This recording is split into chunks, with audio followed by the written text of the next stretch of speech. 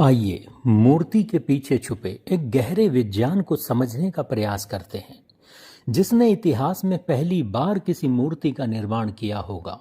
एक ऐसी स्थिर आकृति जो समय के प्रवाह में स्थिर रहे।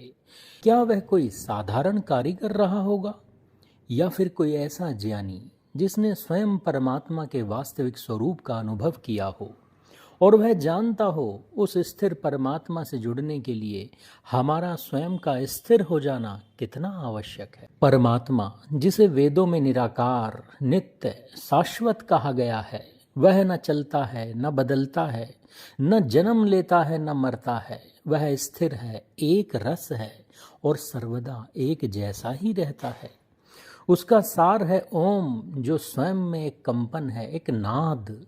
परंतु उसका अनुभव तभी संभव है जब मनुष्य का मन व शरीर पूरी तरह मूर्तिमान हो। शायद यही संदेश उस व्यक्ति ने दुनिया को देना चाहा होगा। मूर्तियां परमात्मा के प्रतीक के रूप में शायद कभी बनाई ही नहीं गई। ये केवल एक प्रतीक है मनुष्य के मन व शरीर की स्थिरता का, मौन का, आत्मचिंतन का। जब हम एक मूर्ति के समक्ष बैठते हैं तो उसका स्थिर स्वरूप हमें स्मरण कराता है कि ईश्वर को जानने के लिए हमें भी उसी की तरह स्थिर होना पड़ेगा। मूर्ति चलती नहीं, बोलती नहीं, परंतु उसका एक मौन संदेश होता है।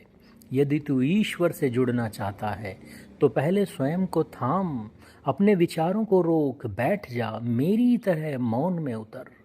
इसलिए मूर्ति ईश्वर का प्रतीक नहीं बल्कि ध्यान का प्रतीक है, समाधि में उतरे महामानवों का प्रतीक है। जो पहली बार मूर्ति का निर्माण करने वाला रहा होगा वह केवल कोई मूर्तिकार नहीं बल्कि कोई ऋषि रहा होगा।